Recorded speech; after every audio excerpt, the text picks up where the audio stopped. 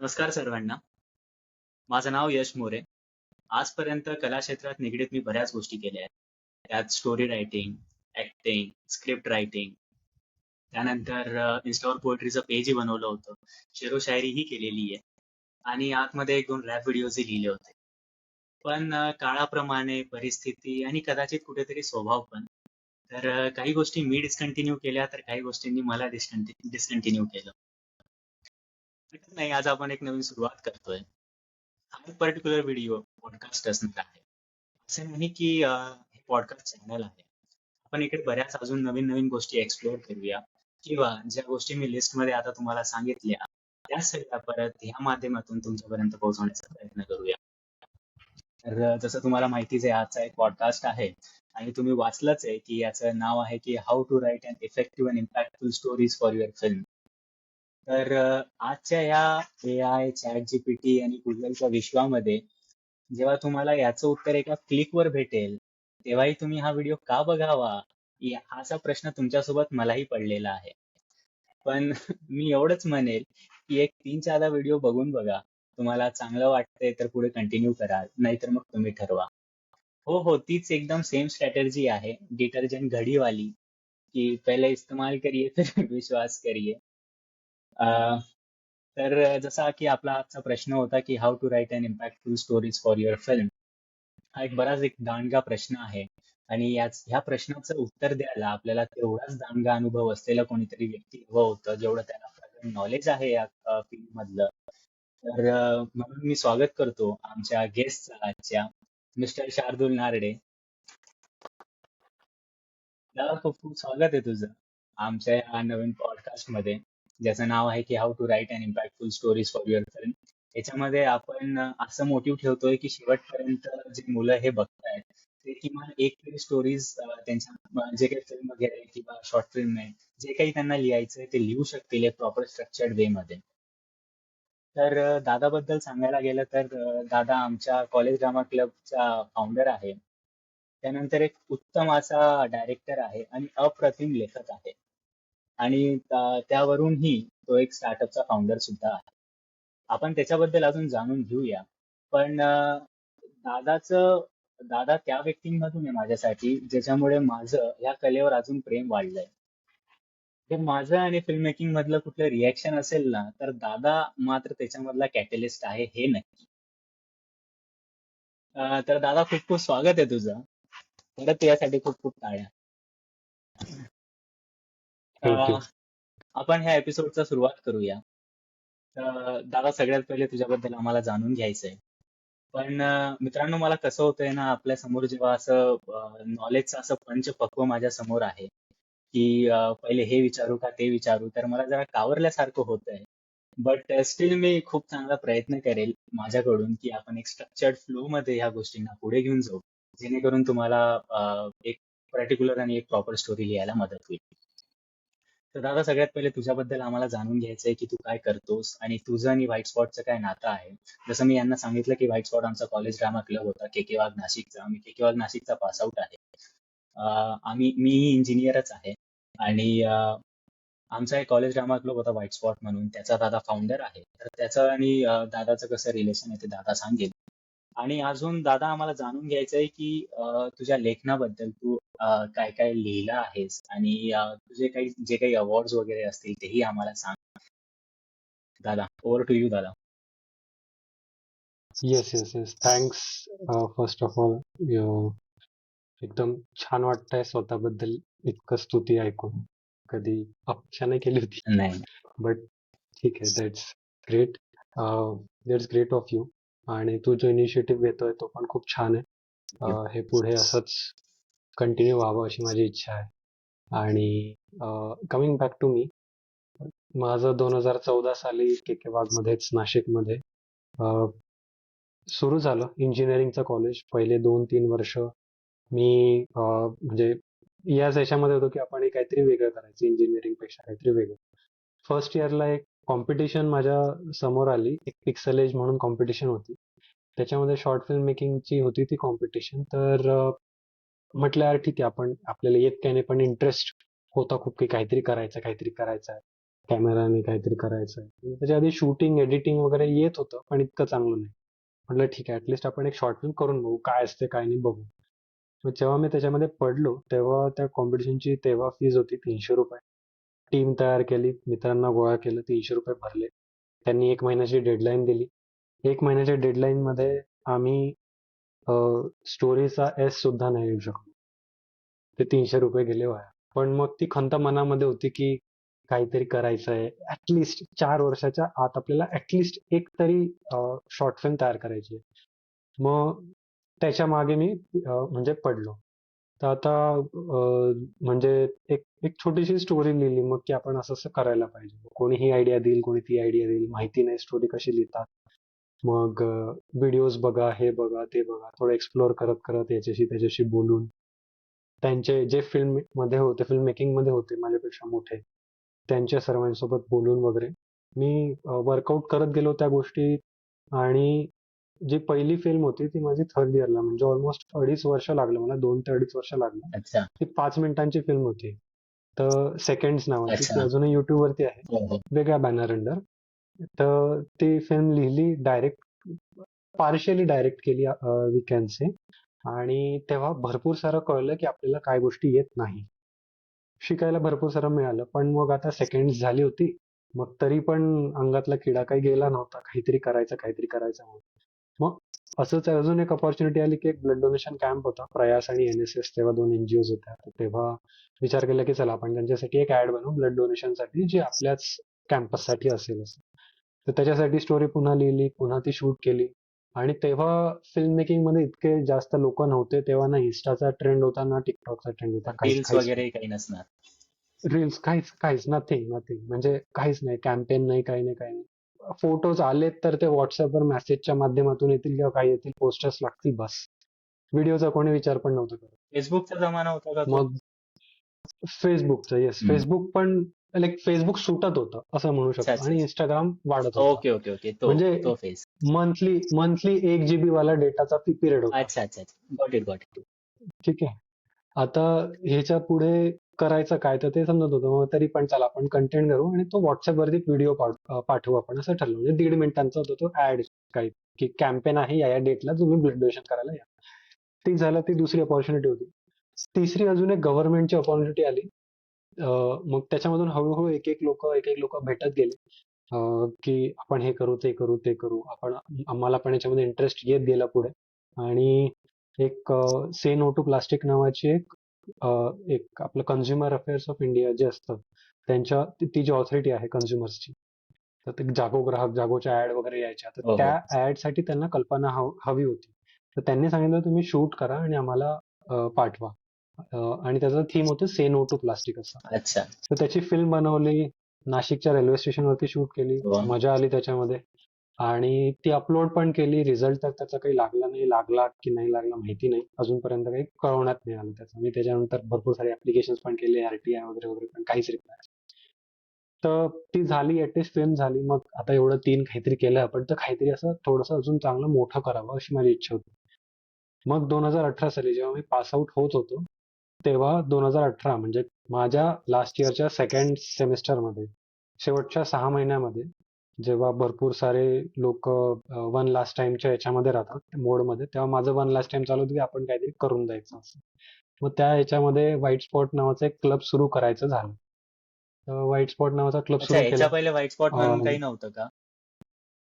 नाही, त्याच्या आधी फिल्म क्लब नव्हता. जी कॉम्पिटिशन मी तुम्हाला सांगितली हा, फर्स्ट हा, हा, हा. इयरला, तेव्हा फर्स्ट इयरला एक पिक्सलेज नावाची एक कॉम्पिटिशन होती, okay, okay, okay. Mechanical department organise करत होती तिकडे ती. तू पर्सनली एंट्री पण दिली होती? मी पर्सनली एंट्री दिली होती, ग्रुप अच्छा, मिळून अच्छा, अच्छा. आम्ही. पण ती कॉम्पिटिशन जी होती ती माझ्या फर्स्ट इयरला असताना पर्यंतच होती, सेकंड इयर पासून नाही झाली, ती बंद ओके, झाली ओके. नंतर. तर ते सर्व झालं. मग लास्ट इयरला मग येता येता एकही क्लब नव्हता. आणि फिल्म मेकिंग मध्ये कंटेंट रिलेटेड क्लब नव्हता. तेव्हा NGO खूप होत्या, स्वप्नपूर्ती, NSS, प्रयास वगैरे वगैरे. ड्रामा क्लब नव्हता, फिल्म मेकिंग क्लब नव्हता. त्याच्यानंतर आपले मेकॅनिकलचे ऑटोमोबाईल वाले भरपूर सारे क्लब्स होते, सिव्हिलचे क्लब्स होते, टेक्निकल क्लब्स खूप सारे होते, नॉन टेक्निकल मध्ये जास्त क्लब्स नव्हते. ना सिंगिंगचा ना ड्रामाचा. मॅफिक व्हायचं तेव्हा फक्त सर्वांना म्हणजे छान वाटायचं की हा काहीतरी करायचा आहे आपल्याला. पण तेव्हा पण फिल्म मेकिंग नव्हती, तर म्हटलं ठीक आहे चला व्हाईट स्पॉट सुरू करूया. तसं व्हाईट म्हणजे स्पॉट सुरू झालं. White spot film making non technical मध्ये पहिला क्लब आहे का आपल्या कॉलेजचा? येस, अरे वा. 2018 साली. येस. सो तो 2018 साली आला आणि नंतर मग हळूहळू एक एक प्रोजेक्ट वरती टार्गेट करत गेलो. Yes, that's the okay okay. Story of आपण व्हाईट हा, स्पॉट. तुझ्याबद्दल अजून आपण पुढे जाणून घेऊ. आणि खूप चांगलं वाटलं. आता असं होतंय ना की अशा खूप सगळ्या गोष्टी उघड्या पडल्या आहेत की पण अनफॉर्च्युनेटली आपल्याला काही गोष्टी उघड्या सोडाव्या लागतील. कधी कुठे पुढच्या व्हिडिओमध्ये आपण त्यांना अजून जाणून घेऊ. नाही तर दादाबद्दल एवढं मलाही माहित नव्हतं, ते पिक्सल वगैरे जी कॉम्पिटिशन त्याने सांगितली. दादाने त्याच्यानंतर अजून बरेच खूप खूप हिट्स दिलेले आहेत. त्याची ती मोठाई की त्यांनी त्यांचं नाव घेतलं नाही आणि अशा छोट्या छोट्या गोष्टी सांगितल्या. पण दादा सांगेलच आपल्याला पुढे जाऊन की त्याने अमर्त्य वगैरे लिहिली, ते दादाच्या तोंडून ऐका तुम्ही. त्याही एक वेगळ्या गोष्टी आहेत. तर दादा आपण सेकंड प्रश्नावर येऊया की सगळ्यात पहिले रायटिंग मध्ये ऑब्झर्वेशन ही स्किल खूप इम्पॉर्टंट असते, बरोबर? की राईट, आपण राईट. एकदम ऑब्झर्वंट पाहिजे, की सगळ्या गोष्टी आपण ऑब्झर्व करायला पाहिजे. पण अशी ऑब्झर्वेशन सोडून अजून कुठल्या कुठल्या स्किल्स आहेत जे पोरं डे टू डे लाईफ मध्ये यूज करू शकतील, जेणेकरून त्यांची रायटिंग अजून चांगली होईल? ओके. रायटिंग हे खूपच असं म्हणजे ओव्हर एक्सपोज किंवा ओव्हर अटेंटिव्ह गोष्ट झालेली आहे आता, तर तसं ऍक्च्युअली नाही आहे. आपण प्रत्येक जण आधीपासून लिहत गेलेलो आहे. हम्म. इव्हन टेक्निकल रायटिंग असो, नॉन टेक्निकल रायटिंग असो, आपण बालवाडीपासून लिहितो काही ना काही. हो. ए लिहितो, बी लिहितो, अ लिहितो, ब लिहितो, काही बरोबर. पण असं. लिहायच्या आधी आपण विचार करतो. सिंपल गोष्ट. आता त्या फॉर्मॅटला नावं दिले गेलेत की भाई ही कविता आहे, ही स्टोरी आहे, असं या पद्धतीने. स्पेसिफिकली माझं मी कविता, मला नाही वाटत मी तितका चांगला लिहितो असं. कारण की म्हणजे लिहिल्यानंतर असं वाटत नाही मला की बापरे मी काय लिहिलेलं आहे या पद्धती. स्टोरीज मला एक्सप्लोअर करायला आवडतात. मी त्याबद्दल जास्त बोलू इच्छितो. तर जसं तू बोलला, ऑब्झर्वेशन हा एक पॅरामीटर झाला जो आपल्याला स्टोरी किंवा कविता किंवा जे काही लिहितो आपण त्याच्यासाठी.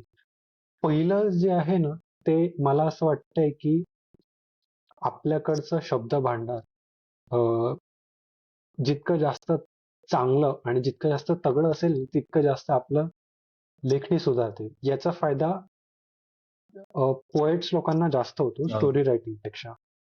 ठीक आहे. किंवा शेरो शायरी जसं तू पण केलं असेल, हो. राईट? त्याच्यामध्ये शब्द बरोबर आणि अचूक वापरणं, त्याच्यामध्ये वेगळी कला असते. बरोबर. स्टोरीमध्ये तसं नसतं. स्टोरीमध्ये शब्द गरजेचे असतात, पण त्या शब्दामागचं जे गांभीर्य असतं ते त्याच्या मागून रिफ्लेक्ट व्हायला पाहिजे. आता ऑब्झर्वेशन हा एक पॅरामीटर जर तू सांगितलास, अपार्ट फ्रॉम दॅट तुमचं रीडिंग किती आहे आणि तुमची थिंकिंग मॅच्युरिटी किती आहे त्याच्यावरती पण डिपेंड करतं. बरोबर. आता भरपूर सारे लोक वेगवेगळ्या पर्स्पेक्टिव्हने विचार करतात. प्रत्येक जणाची स्टोरी चांगली आहे, वाईट आहे, हे ठरवणारे दुसरे लोक राहतात. प्रत्येक जेव्हा कोणी स्टोरी लिहितो, सपोज यशने एक स्टोरी लिहिली, ती चांगलीच असणार कारण की ती यशने लिहिलेली आहे. कोणी एक्स वाय झेड लहान मुलगा पण जर का त्यांनी सांगितलं की गौरव नावाचा मुलगा आहे, त्याने झाडावरचं फळ तोडलं आणि त्यांनी खाल्लं, 3 सेंटेन्सची ही पण एक स्टोरी झाली. ती त्याच्या पद्धतीने बरोबर आहे, ती चांगली आहे, वाईट आहे, खूपच छान आहे, याच्यासारखं आधी कधीच नाही झालं. हे सर्व व्हॅल्यू ओरिएंटेड गोष्टी राहतात. हे पर्स्पेक्टिव्हच्या गोष्टी राहतात. त्याच्यामुळे याच्यासाठी तुम्हाला लोकांना ओळखणं गरजेचं आहे की लोक काय विचार करतात. आपण स्टोरी चांगली लिहितोच, पण लोक काय विचार करतात. आता सपोज मला एक काहीतरी थ्रिलर गोष्ट लिहायची असेल, तर थ्रिलर गोष्ट लिहायची आहे, तर मग मी लोकांना ऑब्झर्व करेल की लोक कसे वागतात बरोबर. या सिच्युएशन मध्ये. या म्हणजे जसं ते नवरस आहेत, वेगवेगळे इमोशन्स आहेत आपले, तर त्या इमोशन मध्ये त्याचा काय रिप्लाय राहतो, कसं रिॲक्ट करतो तो पर्सन, आणि ही रिॲक्शन घेऊन आपण या सिच्युएशन मध्ये टाकली, जी सिच्युएशन खूपच डेली लाईफ मध्ये नाही होत, किंवा जर का आपण ती दाखवली किंवा लिहिली स्टोरीच्या माध्यमातून, तर ते कदाचित काहीतरी वेगळं असेल लोकांसाठी, जे त्यांच्या लाईफच्या बियॉन्ड असेल. जे त्यांच्या पर्स्पेक्टिव्हच्या बियॉन्ड असते. लोकांना तर ऑब्व्हियसली ते बघायला आवडतं. बरोबर. आणि जसं म्हणजे फॅन्टसी असते, फॅन्टसी नॉवेल्स राहतात किंवा त्यांना काहीतरी वेगळं बघायला मिळतं आपल्या आयुष्याच्या स्टोरीच्या हो. पासून. आपली स्टोरी तर आपण जगतच आहे. त्याच्यापेक्षा व्यतिरिक्त काहीतरी भेटतं. तर तसं तो अँगल असणं, ती मॅच्युरिटी असणं, लोकांना काय पाहिजे आहे ते समजणं आणि आपण काय दाखवायचा प्रयत्न करतो आहे, ते पण तितक्याच ताकदीने लिहिणं किंवा दाखवणं याच्यामध्ये ती एक म्हणजे ती गोष्ट दडलेली आहे असं मला वाटतं. So observation is one parameter. Apart from that situation, understanding, त्याच्यानंतर rational thinking. Maturity, rational thinking, हे सर्व गोष्टी त्याच्यामध्ये येतात. अजून ते आपण म्हणतो की फर्स्ट थॉट जो असतो तो सोडून द्यायचा, त्याच्यानंतर सेकंड थॉट बद्दल विचार करायचा, कारण की फर्स्ट थॉट तो सगळ्यांना आलेला असतो. सेकंड थॉट, थर्ड हम्म. थॉट बद्दल आपण जास्त विचार करायला पाहिजे. येस. आपण असं म्हणजे भरपूरदा म्हणतो की लाईक कधी कधी असं होतं की म्हणजे मी पहिल्यांदा स्टोरी लिहिली. ती स्टोरी लिहिल्यानंतर ना आपला जो विचार राहतो तो आपल्या माइंडमध्ये राहतो. आता आपल्या माइंडची जी कपॅसिटी राहते एक लिमिटेड असते. आपण आज लिहिली, जर का झोपलो तर झोपल्यानंतर ते त्याची जी इंटेन्सिटी असते ती कमी होऊन जाते. इंजिनिअरिंगच्या ती भाषेमध्ये वाईब सांगायचं पण नंतरून मॅच नाही करत आहे जर तुम्ही. मॅच हो. नाही होत. तर त्याच्यासाठी म्हणजे मी जनरली काय करतो, एखादी स्टोरी जर का मला सुचली ना, तर ती मी लगेच नाही लिहत. ठीक आहे. मी त्याच्यावरती दुसऱ्यांदा विचार करतो, तिसऱ्यांदा विचार करतो, चौथ्यांदा विचार करतो आणि सर्व झाल्यानंतर मला म्हणजे मी म्हणजे वेगवेगळे पर्स्पेक्टिव्ह घेतो, की असं झालं तर काय, तसं झालं तर काय, तसं झालं तर काय. बरोबर. जर का मला हे जमलं, तर मी ते पर्स्पेक्टिव्ह लिहून पण काढतो. म्हणजे छोटे-छोटे लाइक जसं एखाद्या कम्प्युटर सायन्सच्या कोडमध्ये मॉड्यूल्स राहतात. तसे मॉड्यूल्समध्ये लिहून ठेवतो, की असं होऊ शकतं, तसं होऊ शकतं वगैरे, वगैरे. आणि सर्व झाल्यानंतर एक ब्रॉड पिक्चर जेव्हा माइंडमध्ये तयार होतं माझ्या, एक पझल तयार होते, तेव्हा असं वाटतं, की हां, आपण हे पॅरामीटर याच्यानंतर हा लावायला पाहिजे, याच्यानंतर हा जोडायला पाहिजे, या पद्धतीने. आणि आणि मग असं करत गेल्यानंतर एक फायनल स्टोरी कंप्लीट होते, असं आपल्याला वाटतं. पण तसं नसते. त्याच्यानंतर पण आपण जेव्हा ती स्टोरी स्वतःहूनच वाचतो, तेव्हा आपल्याला कळायला लागतं, हां, म्हणजे एक थोडाफार शेप यायला लागतो. फिनिशिंग अजून बाकी असते. शेप यायला लागतो, की काय मूव्हमेंट होते एक्झॅक्टली, सिच्युएशन कशी चेंज होते आहे, भाव कसे चेंज होत आहे, हे समजतं. पण त्याला फिनिश अप करायला ना मग अजून थर्ड रायटिंग पण करावं लागतं. त्या फिनिशिंगसाठी मग तुम्ही त्याच्यामध्ये सिच्युएशन डिस्क्रिप्शन टाका, कॅरेक्टर डिस्क्रिप्शन टाका, हे सर्व. त्याच्याने स्टोरी अजून एन्हान्स होते. हे मी नॉव्हेल रायटिंगसाठी नाही सजेस्ट करत. हो, हो. Novel writing is totally different. हे हे आपण फिल्म्स बद्दल बोलतोय फक्त आज. फिल्म मेकिंग, हो. फिल्म्स बद्दल बोलतोय मी फक्त. बरोबर. येस, मी त्याबद्दलच बोलतोय आणि त्याच्यामध्ये पण this is just a story. आपण अजून स्क्रीन प्ले वरती नाही हो, गेलेलो. हो. This is just a story. Story आणि आयडिया, आणि तेव्हाच जमेल जेव्हा आपण खूप ऑब्झर्वंट राहू, जेव्हा आपली रॅशनल थिंकिंग येस, राहील, जेव्हा आपण खूप दांडगा आपला अभ्यास राहील, खूप आपण पुस्तकं वाचू, जेव्हा आपला शब्द भंडार वाढेल. बऱ्याच गोष्टी आहेत, हे करेक्ट, जसं दादाने सांगितलं, तुम्ही नोट वगैरे करू शकता आणि त्या गोष्टी तुम्ही करेक्ट. दिवसांदिवसामध्ये अंमलात आणू शकता. पण दादा कधी कधी. एक गोष्ट एक एक गोष्ट मला या रिलेटेड अजून बोलायची, इफ आय मे. जसं तू बोलला ऑब्झर्वेशन, त्याच्यामध्ये मी एक पॉइंट अजून छोटासा ऍड करतो. तो म्हणजे जेव्हा आपण एखादी स्टोरी लिहितोय, तर एखादं पात्र आहे, तर जेव्हा आपण एखादी गोष्ट वाचतो ना, तर त्या प्रोटॅगोनिस्ट किंवा जो मेन व्यक्ती राहतो, त्याची लाईफ पूर्ण जगतो. त्याचे पूर्ण पर्स्पेक्टिव्ह काय आहे तो बघतो, तो बरोबर. वाचतो, तो आपण घेतो. दुसरं पुस्तक, दुसरी स्टोरी, दुसरं हे सर्व. तिसरं पुस्तक, असे खूप सारे पुस्तक जेव्हा वाचतो ना, तेव्हा खूप सारे पर्स्पेक्टिव्ह क्लिअर होतात आपले. खूप सगळे कॅरेक्टर्स तसंच आपण आपण जेव्हा माहित असतात. हा जगतो, येस, जगतो. आता वाचणं स्पेसिफिकली का, कारण की जेव्हा आपण वाचतो ना, तेव्हा ते आपण 3 तासामध्ये नाही वाचत. त्या पुस्तकासोबत आपण मे बी 10 दिवस जगतो, 1 महिना, 6 महिने किंवा 1 वर्ष, डिपेंडिंग ऑन रिडिंग. पण तेवढं एक कॅरेक्टर आपल्या माइंडमध्ये ते कुठे ना कुठे राहतं. तर तेवढा वेळ आपण जगतो, तर जितका मोठा पिरियड, तितका जास्त आपण त्याला सोक इन करतो, त्याचा माइंडसेट घेतो, म्हणजे अनकॉन्शियसली घेतो. आणि तो जेव्हा आपण नंतर लिहितो, तेव्हा ते ट्रिगर होतात गोष्टी, हम्म. की असं असं होऊ शकते, तसं तसं होऊ शकते, तर बरोबर. ते व्हायला लागतं. आणि कधी कधी असं होतं ना की आयडियाज असंच आपोआप सुचून जातात, कधी काही दुसरं काम करत असेच, कधी काही करत सुचून जातात हम्म. आयडियाज, आणि मग त्याच्यानंतर आपण विचार करतो आणि डायलॉग्स वगैरे लिहितो, ते नंतरची गोष्ट.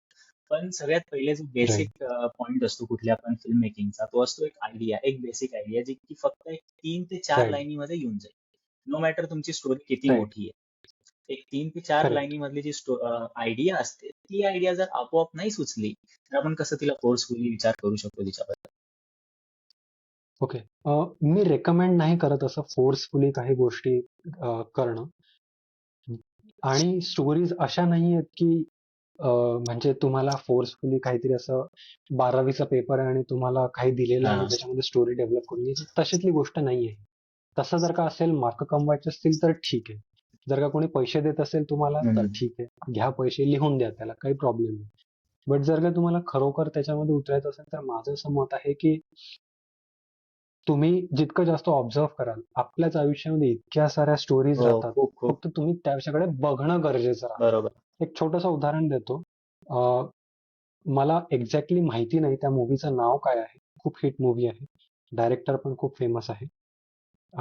जस्ट Instagramवरती मी स्क्रोल करता करता ती स्टोरी बघितली. एक मुलगा 30-40 मधला, तो, त्याचे वडील अपंग आहेत, व्हीलचेअर वरती आहेत, ते बसलेले आहेत आणि ते, म्हणजे तो त्यांना आंघोळ घालून देतोय. तर हे डायरेक्टरनी ते फक्त बघितलं.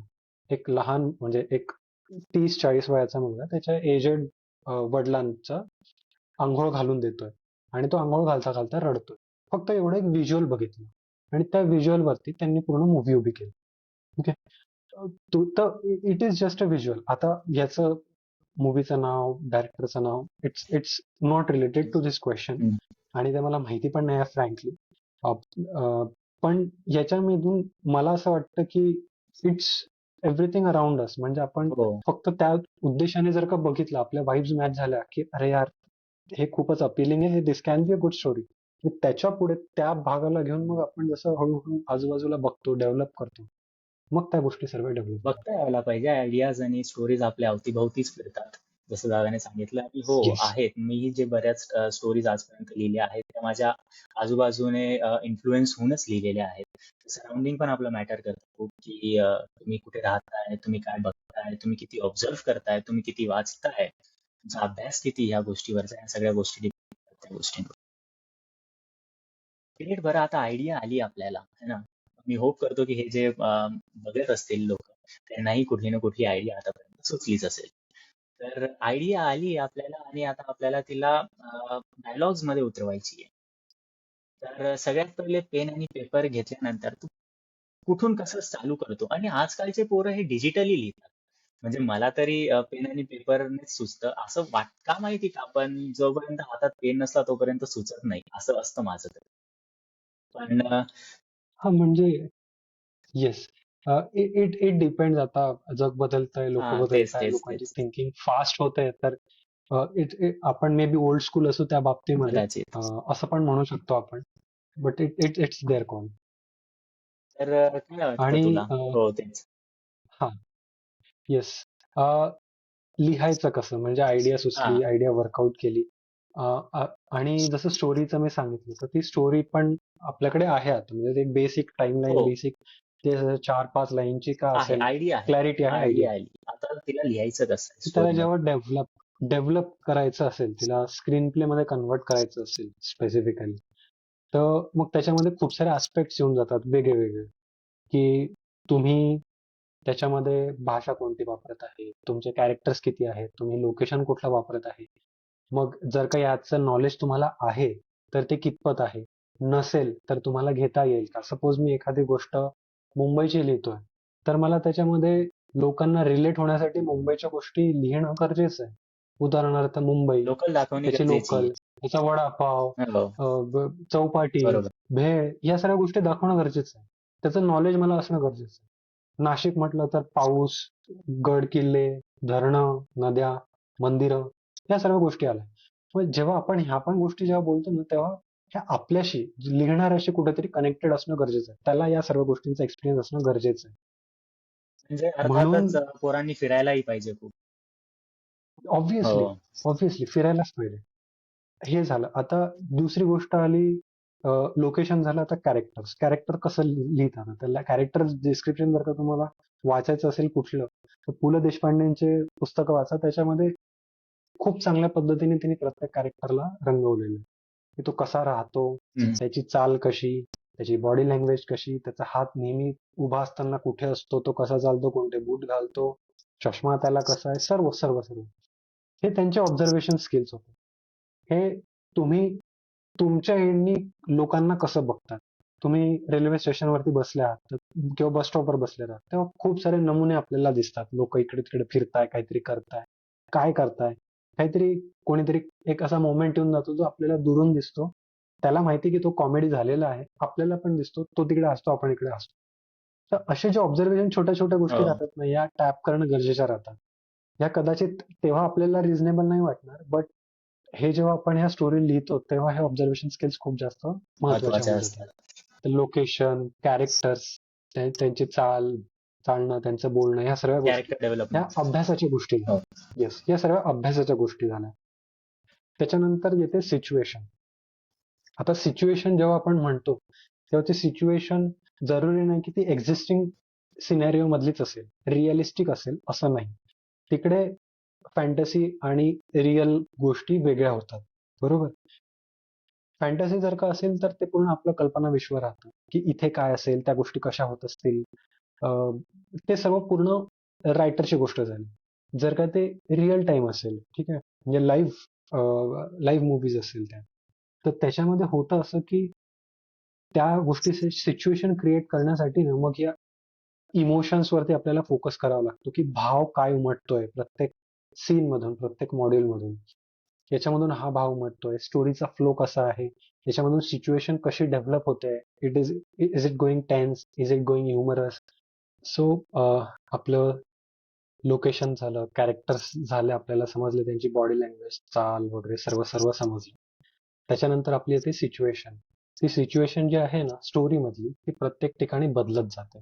जसं स्टोरीचा भाव तसा तसा उमटत जातो. आता ही जी सिच्युएशन आहे ना, ही आपल्याला बनवावी लागते, पूर्ण शेप आपल्याला ते मडकं घडवावं लागतं. आता या सिच्युएशन साठीच आहे ना अभ्यास असणं गरजेचं आहे. आणि या ठिकाणी आपल्याला, आपण जे पुस्तकं वाचले किंवा आपण मूव्हीज बघितल्या, जे काही कंटेंट आपण कन्झ्युम केलं, त्या गोष्टींचं आणि आपली एक मॅच्युरिटी, आपली थिंकिंग, या सर्व गोष्टींचं मदत होते की ते पात्र या सिच्युएशन मध्ये असेल तर काय रिॲक्ट करेल, ते कसं जगेल, तो काय बोलेल, तो कसा हातवारे करेल. हे सर्व गोष्टी सिच्युएशनला आपल्याला डेव्हलप करायला मदत करतात. आणि त्या सिच्युएशनला जेव्हा आपण सिरियली जोडतो तेव्हा आपली एक कम्प्लीट स्टोरी तयार होते. एक आपण तुम्ही म्हणजे छोटे छोटे सेट्स म्हणू शकतात किंवा स्क्रीन प्ले मध्ये सीन्स म्हणू शकतात. तर एक one scene at a time, म्हणजे आपल्या पूर्ण माइंडसेट आपला स्टोरीचा क्लिअर झालेला आहे, त्याच्यामध्ये त्याला तुकड्यांमध्ये तोडायचं आणि ती पर्टिक्युलर सिच्युएशन तशी डेव्हलप करायची. बरोबर. ही सिच्युएशन जेव्हा आपण लिहितो तेव्हा आपल्याला त्या जितके लोक त्याच्यामध्ये इन्व्हॉल्ड आहेत, तर पहिल्यांदा त्याचं लोकेशन डिस्क्राईब करता आलं पाहिजे.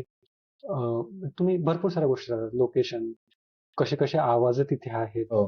हे लिहिणं गरजेचं आहे. अ, त्यांचे कॉस्ट्युम्स कसे आहेत, काय आहेत, त्यांची चाल, हे सर्व झालं आपलं. त्याच्यानंतर ते जो विचार करतो आहे, जर का दोन लोक बोलत असतील तर ते एकमेकांबद्दल काय विचार करतात, तो व्यक्ती बोलताना स्वतःबद्दल काय विचार करतो आणि तो कुठल्या कुठल्या इमोशननी तो रागात बोलतोय, तो हॅपीनेसने बोलतोय, ह्या सर्व गोष्टी तिकडे इमोशन्स लिहिल्या गेल्या पाहिजे. आता हे दाखवताना तर आपण ऍक्टिंग करून दाखवू शकतो, पण लिहिताना हे समजायला हवं, राईट. तर त्याच्यासाठी आपण म्हणजे लिहावं लागतं आपल्याला की हा हसताना ही गोष्ट बोलतोय. कारण की एका वाक्याचे प्रत्येक इमोशन मध्ये त्याचा वेगळा अर्थ हो. घेतला जातो, राईट. प्रश्नच आपण एक 10 प्रकारे वेगळ्या वेगळ्या पद्धतीने विचारू शकतो की तू कसा आहेस, तू कसा आहेस, तू कसा आहेस.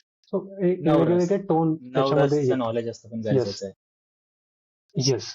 ते तिकडे लिहिणं गरजेचं आहे की तुम्ही तुम्ही काय इंटरप्रेट करू इच्छिता. हो. आता हे जितके जास्त तुम्ही स्मूथ व्हाल तितके तुमचे वर्डिंग्स कमी होतील. म्हणजे तुम्ही जर का हे पहिल्यांदा लिहायचं झालं तर अगेन कम्प्युटर इंजिनियर्स याला रिलेट करू शकतील. जर का जेव्हा ते पहिल्यांदा कॅल्क्युलेटरचा प्रोग्राम करतात तेव्हा त्यांना मे बी एक पेज लिहावं लागत असेल. जेव्हा ते खूप जास्त इफिशियंट होऊन हम्म. जातात तेव्हा मे बी तोच प्रोग्राम 3 ते 4 लाईनीमध्ये लिहिते. कारण की त्यांच्याकडे तेवढं मॉड्यूल्स आले, त्यांच्याकडे तेवढं नॉलेज आलं, एक्सपिरियन्स आला म्हणून. Same is the case with writing. आपल्याकडे जितकं जास्त शब्द भांडार वाढत जाईल तेव्हा आपण एका लाईनीला फक्त एका शब्दात रिप्रेझेंट करू एवढं नॉलेज असेल हो. आणि इंटरप्रिट करू शकेल समोरचा व्यक्ती. या पद्धतीने आपण लिहायला लागू. पण त्याच्यासाठी आज लिहिणं गरजेचं आहे. हम्म. हेच आज पण मी बऱ्याच पोरांना बघतो जे आता आता नवीन नवीन स्टोरी लिहायला लागले, ते एकदम पूर्ण लिहितात, पूर्ण गोष्ट लिहितात, ऍक्टर साठी काही सोडतच नाही. मला कधी कधी कधी असं वाटतं की काही गोष्टी आपण ऍक्टर साठी पण सोडल्या पाहिजे. काही गोष्टी त्याने पण ती क्राफ्ट शिकली आहे, काही गोष्टी आपण त्याच्यावर टाकायला पाहिजे. म्हणजे आता कधी कधी हो बोलायची गरज असते, तर आपण नेहमी हो नाही बोलत ना. आता तू हो नाही बोलत आहे ना, राईट, तू फक्त असंच करतोय. हेच म्हणजे राईट. बरेच ऑब्झर्वेशन वगैरे असतात आणि तूही ते सांगितलं. बरं, कधी कधी असं होतं ना की डायलॉग्स आपण रिअलिस्टिक लिहायला जातो, की आपण जेवढं राईट. रिअलिस्टिक लिहू तेवढं चांगलं होईल. पण कधी कधी काय होतं ना, ते लँड नाही करत तेवढं प्रॉपर. म्हणजे तेवढा त्यांच्यात मसाला नसतो त्या डायलॉग्स मध्ये. आणि म्हणजे तू जसं सांगितलं की थोडस अबाव द लाईफ आपण कधी पण बघायला आवडतं आपल्याला. तर डायलॉग्स राईट. बनवायचा काय एक प्रॉपर इन्ग्रेडियंट्स असतात, ते आम्हाला सांग. किती मात्रामध्ये काय ओके. आणि किती स्वादानुसार काय टाकावं?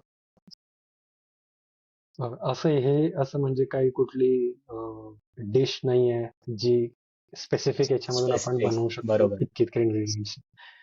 याच्यामध्ये पण म्हणजे जे डायलॉग्स राहतात particularly, again this is perception वाला एक गोष्ट राहते की हे डायलॉग चांगले आहे की वाईट आहे हे लोकांवरती डिपेंड असतं. हम्म. लोकांना चांगले ते डायलॉग का वाटतात? कारण की ते त्याला रिलेट करतात की किंवा ते त्या सिच्युएशनला एलिव्हेट करतात. बरोबर. आपलं मेन डायलॉग्सचं हे काम आहे की जी स्टोरी आपली चालू आहे किंवा जे त्या स्टोरी मधलं एक कन्व्हर्सेशन असेल, त्या कन्व्हर्सेशन मध्ये आपण ते डायलॉग्स लिहिणार. ते कन्व्हर्सेशन त्या स्टोरीला पुढे घेऊन जात आहे का? पहिलं, तो डायलॉग पर्टिक्युलरली त्या कन्व्हर्सेशनला पुढे घेऊन जात आहे का? किंवा त्या कॅरेक्टर बद्दल आपल्याला काही सांगत आहे का? कुठलं एक त्याची पार्श्वभूमी सांगत आहे का? या सर्व गोष्टी म्हणजे त्या डायलॉगचा काहीतरी रिझन असायला पाहिजे, काहीतरी कारण असायला पाहिजे त्या ठिकाणी येण्याचं. आता एवढा प्रत्येक डायलॉग वरती आपण विचार पहिल्याच वेळेस लिहिताना नाही करू शकत. राईट? त्याच्यामधून म्हणूनच याच्यामध्ये पण रायटिंगचे फेजेस येतात. पहिल्यांदा आपण डायलॉग्स लिहितो सिंपल आपल्या बोली भाषेमध्ये. नंतर मग म्हणजे हे माझी पद्धत झाली. एक लॉंग रूट म्हणू शकतो. इनएक्सपिरियन्स मी पण तितकाच इनएक्सपिरियन्स आहे. असं नाही की खूप दांडगा एक्सपिरियन्स आहे, खूप साऱ्या स्क्रिप्ट लिहिल्या, स्टार्टिंग आहे. तर आपल्याला हा लॉंग कट घेणं गरजेचं आहे, गोष्टी शिकणं गरजेचं आहे. त्याच्यामुळे आपण हा फेज वन मध्ये नॉर्मल डायलॉग्स लिहिले. मग त्याच्यानंतर आपण हा विचार केला की हा डायलॉग हा व्यक्ती बोलू शकतोय का, जर का याचं वागणूक तशी आहे, जर का याचं चालणं बोलणं सिच्युएशन तशी आहे, हा डायलॉग इथे बसतोय का? कॅरेक्टरनुसार. म्हणजे cross checking with related to story, कॅरेक्टरनुसार आणि स्टोरीनुसार आणि सिच्युएशननुसार, तिघीनुसार. कधी कधी लोकेशननुसार पण. हम्म. जसं टोन चेंज होते प्रत्येक लोकेशनची. नाशिककडचे लोक काही वेगळे बोलतील, मुंबईचे काही वेगळे बोलतील, बरोबर. त्या पद्धतीने. तर या सर्व गोष्टीसाठी ज्या सर्व पॅरामीटर्स मी लिस्ट डाऊन करून घेतो की मला या गोष्टी सर्व पॅरामीटर्सनी माझे डायलॉग्स क्रॉस चेक करायचे. एक पॅरामीटर घ्यायचा, डायलॉग्स क्रॉस चेक करायचे, मॉडिफाय करायचे. दुसरा पॅरामीटर घ्यायचा, अपडेटेड डायलॉग क्रॉस चेक करायचे, मॉडिफाय करायचे. सर्व पॅरामीटर एक्झॉस्ट झाल्यानंतर आपल्याला एक डायलॉगची चेन मिळेल. बरोबर? मग त्याच्यानंतर आपण हा विचार करायचा सर्वात शेवटी की हे डायलॉग्स लोकांना आवडतील का? आणि नसतील आवडत तर मग आपण ते एक दोघांना वाचून दाखवावेत. त्यांचं काही म्हणणं असेल ते ऐकून घ्यावं. त्याच्यामध्ये काही मसाला आपल्याला ऍड करता येतोय का? म्हणजे सरळ सिंपल गोष्ट काहीतरी वेगळ्या अँगलने करता येतोय का? आणि जर का तुम्हाला वाटलं, जसं तू बोलला की काहीतरी स्कोप ऍक्टर्ससाठी ठेवावा. जर का तुम्हाला वाटत असेल की हा डायलॉग मध्ये एवढा पोर्शन, ही गोष्ट, ही बाब सांगणं गरजेची आहे, तर तेवढं तिथे आपण मेन्शन करून द्यायचं किंवा अंडरलाईन करून द्यायचं. बाकी तिकडे कमेंट लिहून टाकायची की it's open to actor to modify this dialogue. अच्छा. पण तिथे रायटरचा जो भाव आहे की मला ही गोष्ट पाहिजेच आहे, म्हणजे ऍटलीस्ट असा भाव तरी उमटला पाहिजे. हे जर का नाही झालं तर स्टोरी चेंज होऊ शकते, कन्व्हर्सेशन चेंज होऊ शकते. बरोबर. ते त्यांनी स्पेसिफाय करणं गरजेचं आहे. आणि त्यांनी तितकंच रिस्पेक्ट करणं गरजेचं आहे की ऍक्टर्सला पण तितकी मुभा द्यावी, तितकी स्पेस द्यावी हो. To challenge his or her own skills. To explore him or herself more. Yes. बरं, आता आपण एवढे फेज बद्दल डिस्क्राईब केलं, तू ऑब्झर्वेशन पासून मग ह्या बऱ्याच गोष्टी तू सांगत गेला जसं, तर यांच्यामध्ये कुठल्या फेज मध्ये सगळ्यात जास्त पोरं चुकतात? तुला काय वाटतं की कुठला फेज असा एकदम लूप होल सारखा आहे ज्याच्यामध्ये नेहमी पोरं किंवा पोरी चुकतातच? ओके. आता याच्यामध्ये ना म्हणजे प्रत्येक व्यक्ती वेगळा आहे. दिस इज नॉट जनरलिस्टिकली की म्हणजे इंजिनिअरिंग मध्ये M3 मध्ये सर्व अडकताय अशातली गोष्ट नाहीये हो, ही. पण M3 मध्ये ठीक मोस्ट आहे. Of the this is not attack. Generalistic. हा म्हणजे हे टेक्निकल असेल हा, तर हे एखादी किचकट बाब आहे तर इथे जास्तीत जास्त लोक अटकतात. तर रायटिंगचे पण हे M3 काय आहेत? टेक्निकल नाहीये, ही नॉन टेक्निकल. हो. येस, ही नॉन टेक्निकल गोष्ट आहे. इथे प्रत्येकाचा M3 वेगळा वेगळा. अच्छा अच्छा अच्छा अच्छा. ठीक आहे. म्हणजे कोणी कॅरेक्टर मध्ये अडकेल, हा. कोणी सिच्युएशन डिस्क्रिप्शन मध्ये अडकेल, कोणी डायलॉग मध्ये हम्म, अडकेल. हम्म. ठीक आहे. तर आपण प्रत्येक जण कुठे ना कुठे अटकणार एवढं परफेक्ट. ठीक आहे. जर का आपण त्या ठिकाणी अडकत असू तर त्या ठिकाणून बाहेर कसं निघायचं ही जबाबदारी पण त्या रायटरची असते. आता आयदर तो स्वतःला डेव्हलप करू शकतो किंवा ते काम तेवढं आउटसोर्स करून घेऊ शकतो. पण आउटसोर्स केल्याने त्याची प्रगल्भता वाढणार नाही. म्हणून मी रेकमेंड करतो की त्यांनी स्वतःहून जर का हे काम केलं तर बेटर राहील. आता सपोज डायलॉग्स आहेत. हम्म. डायलॉग मध्ये जर का तो व्यक्ती प्रॉपर लिहू नसेल शकत, ठीक आहे, तर त्यांनी काय करायला हवं? त्यांनी खूप साऱ्या लोकांसोबत कन्व्हर्सेशन करावे. बरोबर. अशा लोकांसोबत जे त्या कॅरेक्टर सोबत कनेक्टेड राहतील. जर का त्याला अजूनच कठीण वाटत असेल ते, तर जो व्यक्ती जर का तिकडे फॉर्च्युनेटली जर का तो कास्ट झाला असेल, तो ऍक्टर जो तो रोल खेळणार आहे, त्याच्यासोबत हे बोलावं आणि त्याच्यासोबत बसून या गोष्टी फायनलाइज करा. त्याच्याने त्याचा ताण थोडा कमी होईल आणि हो. ऍक्टरचे पण इनपुट त्याच्यामध्ये मिळतील. आणि दिस इज वन टाइम. त्याच्यानंतर जेव्हा तुम्ही पुढे जाल ना तेव्हा हळूहळू तुम्ही तुमचा जो M3 सब्जेक्ट आहे तो सरावाने तो अजून जास्त सोपा सोपा सोपा सोपा होत जाईल. बरोबर. That is my take. डायलॉगचं प्रत्येक ठिकाणी काहीतरी एक वेगळी ऍक्टिव्हिटी राहते की आपण जी करू शकतो आणि आपलं त्या बाबतीतचं ज्ञान जे आहे ते वाढवू शकतो, स्किल्स वाढवू शकतो असं मला वाटतं. तर आता दादाने आपल्याला सांगितलं की आपण कसं एक प्रॉपर आयडिया विचार करू शकतो आणि त्याच्यावर डायलॉग्स वर कसं काम करू शकतो. आय होप तुम्ही ते आयडियाज आतापर्यंत जेव्हापासून आपण हे डायलॉग्स विषय चालू केला होता त्याच्या पहिले आयडियाज तुमची ठरलेली होती. आता मी अशी आशा करतो की तुमचे डायलॉग्स हे होऊन गेले असतील. तुम्ही लिहायचा प्रयत्न करा. मला मला एवढंच म्हणायचं आहे की मला एक इरफान खानच्या मूवीचा डायलॉग होता लाइफ इन अ मेट्रोचा की मेरे दोस्त के पास एक गाड़ी थी और वो बोलता था कि जिस दिन अ, इस शहर के सारे सिग्नल्स ग्रीन होंगे मैं उस दिन गाड़ी निकालूंगा. द फॅक्ट इज गाडी निकालो. राईट. द फॅक्ट इज की तुम्ही लिहिणं चालू करा. राईट. लिहाल तेवढंच ते चांगलं होईल. जेवढं तुम्ही लिहाल तेवढंच ते प्रगड होत जाईल आणि तेवढंच ते प्रॉपर एक फ्लो मध्ये येईल. तर सगळ्यात पहिले तुम्ही लिहा. आपली कोणाचीच पहिली जी स्टोरी असते ती खूपच फनी आणि खूपच वेगळी असते हे मलाही माहिती आहे. माझी पण जी पहिली स्टोरी होती ती मी मी आज पण वाचतो तर मला असं खूप हसू येतं किंवा असं वाटतं की हे मी लिहिलं होतं का. तर दादा आम्हाला तुझी पहिली स्टोरी जाणून घ्यायची आहे. जास्त तू सांगितली सेकंड्स म्हणून होती माझ्या मताने.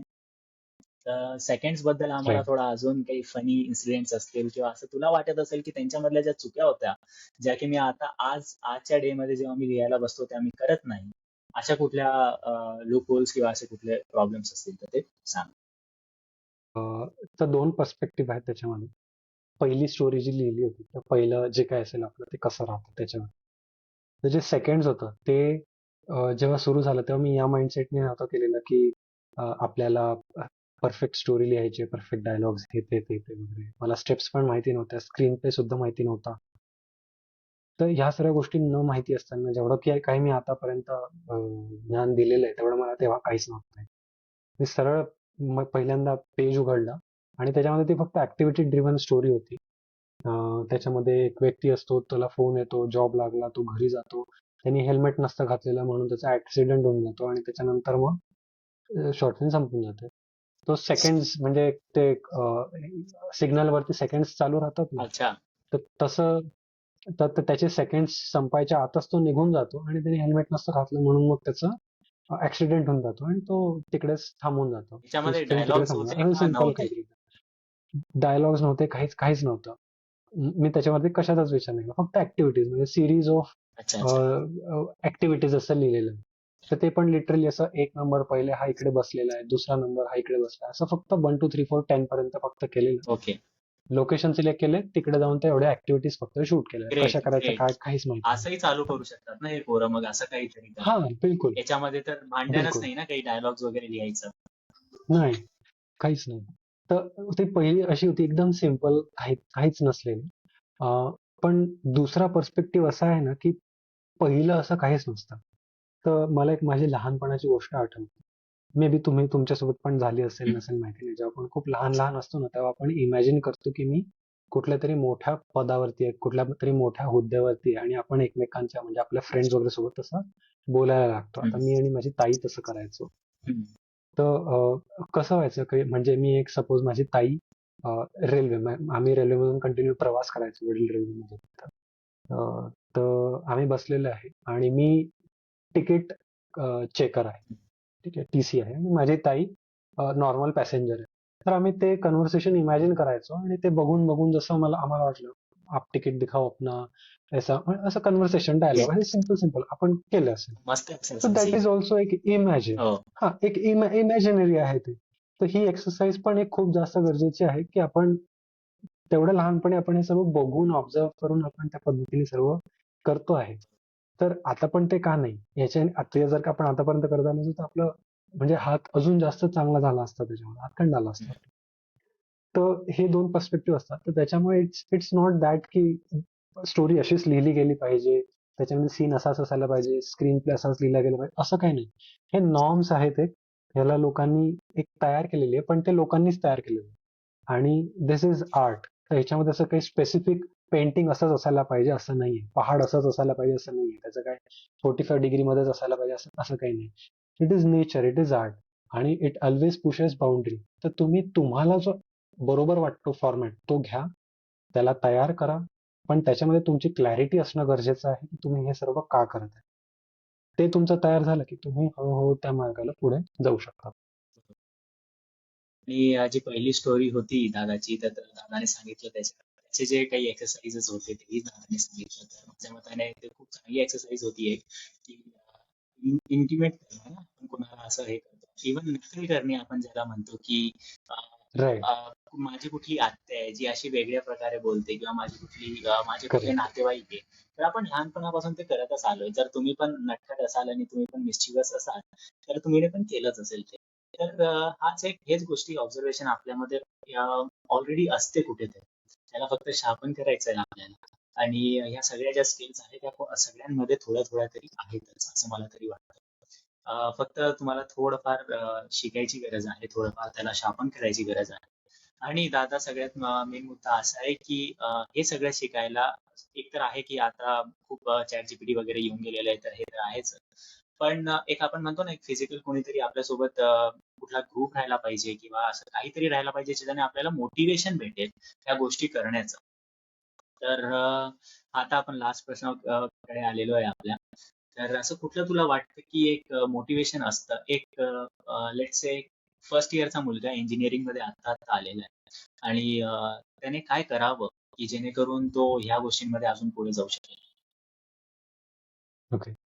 तर ही जी गोष्ट आहे ना, ही थोडीशी अगेन रिलेटिव्ह आहे. त्याला खरंच स्टोरी लिहायला आवडत आहे का? आता फिल्म मेकिंग ही खूप मोठी गोष्ट आहे. याच्यामध्ये फक्त हो. स्टोरी रायटिंग ही छोटीशी गोष्ट आहे. त्याच्यामधली may be 10%, 20%, 40-50 depending on the project. ठीक आहे. तर ते त्याच्यावरती पण डिपेंड करतं. पण भरपूर साऱ्या बाकीच्या पण काही गोष्टी राहतात, ज्याच्यामध्ये मे बी इंटरेस्ट असेल नसेल माहिती नाही. तर तुम्हाला तुमचं इंटरेस्ट असणं ओळखणं गरजेचं आहे. आणि जर का तुम्हाला समजत नसेल की हा आपला इंटरेस्ट आहे की नाही आहे, पहिले तुम्ही करून बघा.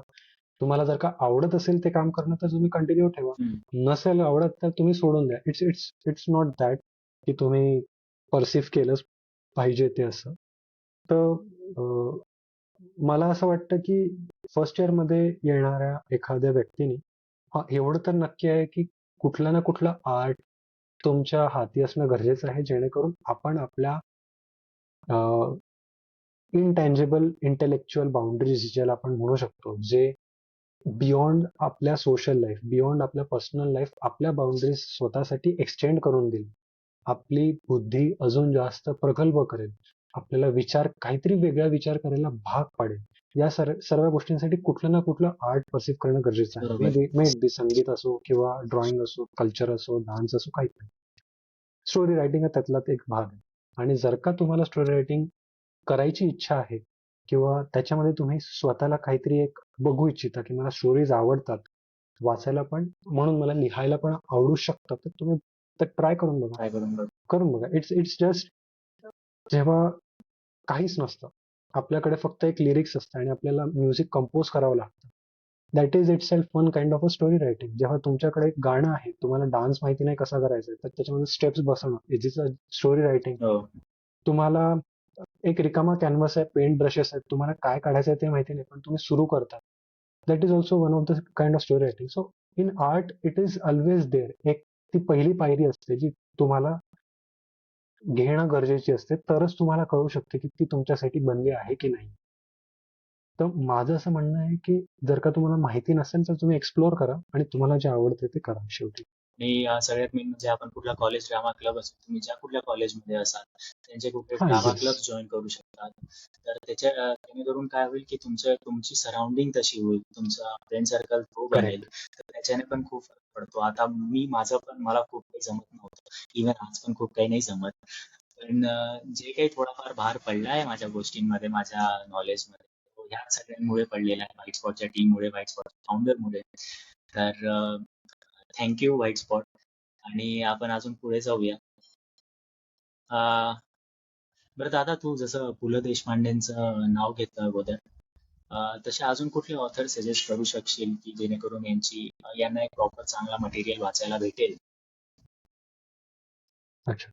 आता याच्यामध्ये ना दोन भाग असतात. जर का तुम्हाला म्हणजे सिच्युएशन बद्दल कसं लिहितात हे जाणून घ्यायचं असेल तर मी रेकमेंड करेल तुम्ही फॅन्टसी नॉवेल्स जास्त वाचा. अच्छा. त्याच्यामध्ये सिच्युएशन डिस्क्रिप्शन कशी केलेली आहे ते दिसेल तुम्हाला. तुम्हाला जर का कॅरेक्टर, त्यांची लँग्वेज, त्यांचे डायलॉग्स याच्याबद्दल स्टडी करायचं असेल तर तुम्ही बायोग्राफीज वाचा, सेल्फ बायोग्राफीज वाचा. त्याच्यामध्ये पूर्ण कॅरिकेचर डेव्हलप केलेलं राहते ओव्हर थाउजंड ऑफ पेजेस. ते कशासाठी, कसं, काय, त्यांचं बोलणं कसं, काय, सर्व गोष्टी, त्यांचं राहणीमान, ते उठतात कसे, बसतात कसे, सर्व लिहिलेलं आहे. तर ते कॅरेक्टर स्टडीसाठी तुम्ही बायोग्राफीज वाचा. नॉट नेसेसरी की यांचीच वाचा, त्यांचीच वाचा, बट त्या गोष्टी तुम्ही वाचू शकता. ठीक आहे. तुम्हाला जर का लोकेशन्स बद्दल वाचायचं असेल तर तुम्ही प्रवास वर्णन वाचा. मारुती चितमपल्ली वाचू शकता तुम्ही, त्यांचे जंगल प्रवासांच्या कहाण्या. तर असे म्हणजे प्रवास वर्णन तुम्ही वाचू हम्म. शकता बेसिकली. तर या सर्व गोष्टींनी तुम्हाला तुमचे लोकेशनला डिस्क्राईब कसं करायचं हे सर्व तुम्हाला इझिली क्लिअर होईल. तर असे म्हणजे it is set of different things which you want to work out. तुम्हाला जर का डायलॉग्स जर का हे करायचे असतील, क्लॅरिफाय करायचे असेल, तर मी सिम्पल सांगेन, सरळ सरळ तुम्ही एखादं डेली सोप वाचा, बघा. त्याच्यामध्ये जे डायलॉग राहतात ना ते सिम्पल राहतात, पण ते इफेक्टिव्हली लिहितात. तुम्ही कंटेंट बघा अजून. जे मूव्हीज राहतात ते डेली सोप इज ऑल्सो म्हणजे वेगवेगळा फॉर्मॅट आहे तो, पण हो. त्याच्यामधून पण आपण काहीतरी घेऊ शकतो. ऍटलिस्ट रायटरच्या डोक्यामध्ये काय आहे, आणि सिच्युएशन काय आहे, कसं, तो बोलतो काय बरोबर, आहे, हे कसं समजणं कमी गरजेचं आहे. टाइमामध्ये ते डिलिव्हर करताय आपल्यापर्यंत. करेक्ट. करेक्ट. करेक्ट. आणि सगळ्यात जास्त तर ह्या सर्व गोष्टी पण येतात. डेली सोप मधून आपल्याला पंचेस शिकायला भेटतात, कारण की सगळ्यात जास्त पंचेस तिकडेच पंच्याऐंशी असतात. काय. करेक्ट. करेक्ट. अजून तुझ्या मताने कुठल्या अशा फिल्म्स आहेत ज्या की बघायला पाहिजे इन्स्पायरिंग रायटर्स? खूप साऱ्या फिल्म्स आहेत आजकाल, सिरीज पण खूप साऱ्या येत आहेत. अं, ज्या TVFच्या सिरीज आहेत तुम्ही त्या बघू शकतात. त्याच्यानंतर तुम्ही म्हणजे त्याच्यामध्ये पण डिपेंड करतं की कधी कधी ना खूप कॉम्प्लेक्स सिरीज पण राहतात, पण त्याच्यामध्ये समजत नाही आपल्याला की एक्झॅक्टली होत काय आहे. सर्व गोष्टी आपल्या माइंडच्या बाहेर चालतात किंवा रायटरला ते पूर्ण प्रोव्हाइड नाही करतायत, पण शेवटी एक भाव उमटतो फक्त. भरपूर साऱ्या वेगवेगळ्या गोष्टी असतात. एक रिसेंटली माझ्या बघण्यामध्ये सिंपल, छोटीशी, 1 तास 15-20 मिनिटांची असेल ती स्टोरी. एक नेटफ्लिक्स वरती ब्लॅक मिरर म्हणून येतं, त्याच्या लेटेस्ट सीझन मधून एक कॉमन पीपल नावाची एक फिल्म आहे. It is wonderful film. त्याच्यामध्ये जो भाव असतो त्याच्यावरती खूप जास्त भाष्य केलं गेलेलं आहे. त्याच्यामध्ये डायलॉग्स इतके स्ट्रॉंग नाहीये, पण भाव आणि स्टोरी लाईन ह्या दोन गोष्टी खूप सुंदररित्या त्यांनी हे केलेलं आहे. आता हे माझ्या माइंडमध्ये मी लेटेस्ट ते बघितलेले म्हणून आहे. भरपूर साऱ्या अशा असतील ज्या खूप चांगल्या आहेत, जुन्या आहेत, त्यांची रायटिंग खूप चांगली आहे किंवा त्यांनी एक्झिक्युशन खूप चांगलं केलं असेल. It it depends. एकदम इम्प्रॉम्प्टू मला common people episode from black mirror season 7 हा आठवतोय. ओके. बरं, आणि आता आपण सगळ्यात पहिले जसं मी अमर्त्यबद्दल बोललो होतो, तर थोडं येस. अमर्त्यबद्दल सांग की काय आहे अमर्त्य, हा प्रोजेक्ट काय आहे आणि तो कधी आम्हाला बघायला भेटतो अमर्त्य. आहे? येस. ठीक आहे ना. अमर्त्य हा एक माझा one of the ambitious project होता आफ्टर मना सज्जाना आणि मना दुर्जना. तर याच्यासाठी ऑलमोस्ट 3 ते 4 वर्ष लागलेत complete straight from ideation till its premiere, first official hmm, premiere without publishing. Okay, publish तर अजून व्हायचंच आहे. बरोबर. फर्स्ट ऑफिशियल प्रीमियर 3 ते 4 वर्ष लागली. It was one of the ambitious project. त्याच्यामध्ये खूप, मग जेवढं आतापर्यंत शिकलो त्याच्यामध्ये आपण ही गोष्ट परफेक्ट करायची, ही तर ठरलं होतं. म्हणजे मला कुठलीच गोष्ट सोडायची नव्हती. पण हे सर्व झाल्यानंतर मला अजून 10 गोष्टी समोर आल्या की भाई, एवढं सर्व केल्यानंतर पण माझ्या या सर्व गोष्टींवरती अजून मला वर्क करणं गरजेचं आहे, तेच. किंवा या गोष्टी अजून चांगल्या करू शकतो. So this is not a one step process, it is always a learning process. आणि ते आपण शिकत शिकत जातो आणि त्याच्याने आपण तसे मॅच्युअर होत जातो. आणि राहिला प्रश्न ती तुमच्या भेटीला कधी येत आहे, तर त्याची डेट आहे 30 जुलै 2025, 2:38 दुपारी. अरे बापरे, ठीक आहे.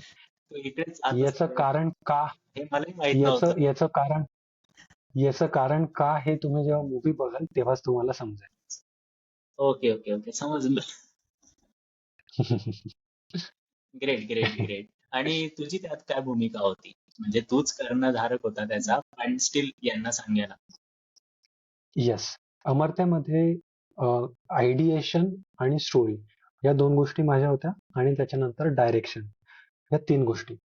स्टोरी नंतर स्क्रीन प्ले मध्ये कन्वर्ट करण्यासाठी खूप साऱ्या जणांचा हातभार लागला. लोकेशनसाठी, मॅनेजमेंटसाठी, हो, कॉस्ट्युम्स, बऱ्याच बऱ्याच एक्झिक्युशन, मग गोष्टी ते असतात. भरपूर सारे. तर स्टोरी आणि डायरेक्शन या 2 मेन गोष्टी माझ्या हातात आणि तू अमर्त्या. त्या अप्रतिमपणे पार पाडल्या आहेत, असं सांगण्यात काही हरकत नाही. बघू आता ते 30 जुलै 2025 नंतर लोक आपल्याला सांगतील. चला मित्रांनो, आता आपण हा पॉडकास्ट संपवण्याची वेळ आलेली आहे. आशा करतो तुम्हाला हा पॉडकास्ट किंवा इंटरव्ह्यू किंवा ह्या गप्पा आमच्या ज्या की कुठल्या कुठे गेल्या आहेत. मला माहिती आहे, जरा मी इकडे पोहत होतो, दादा तिकडे जात होता जरा, पण झालं. आमचंही पहिलं होतं, दादाचं नव्हतं पहिलं, माझं पहिलं होतं. तर जी काही चुकी झाली असेल माझ्याकडून माफ करा. आणि तुम्हाला जर आवडलं असेल हे, तर तुम्ही प्लीज कमेंटमध्ये सांगा. आणि कारण की स्टोरी टेलिंग हा खूप एक छोटा पार्ट असतो पूर्ण फिल्म मेकिंगचा. आपण एक पूर्ण फिल्म मेकिंगचा, कारण की दादाला तर सगळं माहिती आहे स्टोरी पासून. बऱ्याच गोष्टी येतात त्याच्यामध्ये. मॅनेजमेंट पण एक खूप मोठा भाग असतो कुठली पण फिल्म मेकिंग मध्ये. त्याच्यानंतर सिनेमॅटोग्राफी वगैरे. तर आपण तशा लोकांना इकडे घेऊन येऊ किंवा दादालाही आणू. अजून दादाला बऱ्याच गोष्टी माहिती आहे. आज ज्या गप्पा सुटल्या असतील त्या गप्पा करायला परत दादाला आणू. तर तुम्हाला तसं असेल तर नक्की कमेंट मध्ये सांगा. आणि आशा करतो की तुम्हाला आवडला असेल. दादा, तुला कसा वाटला हा आजचा व्हिडिओ? मला खूप छान वाटलं, आणि आय होप की आपल्याला एक नवीन पिढी रायटर्सची मिळेल आणि काहीतरी नवीन भन्नाट आयडिया आपल्याला मिळतील. नक्की नक्की. आणि I am excited to read them, to work on them a lot. Definitely looking तुला फॉरवर्ड मला टू इट. एक आत्ताच सुचलंय की जर तुम्ही हा व्हिडिओ आतापर्यंत पूर्ण बघितला असेल तर तुम्हाला एक स्केच माहिती आहे की कशी आपण एक प्रॉपर इम्पॅक्टफुल स्टोरी बनवू शकतो. तर तुम्ही ती नक्की बनवा. आणि व्हाईट स्पॉटच्या ईमेल आयडी वर टाकून द्या. मी व्हाईट स्पॉटची ईमेल आयडी इकडे एडिट करून देईल जर मला जमली तर, नाही तर कॅप्शन मध्ये लिहून देईल. पण मी व्हाईट स्पॉटची ईमेल आयडी तुम्हाला नक्की सांगेल. तुम्ही आम्हाला समजू द्या की किती लोकांपर्यंत हा व्हिडिओ पोहोचला आहे आणि असे अजून किती रायटर्स आहेत जे खरंच त्या लेवलचे आहेत. आणि आम्ही looking forward to read those. Sure. खूप छान वाटलं. ठीक आहे दादा, चला, थँक्यू.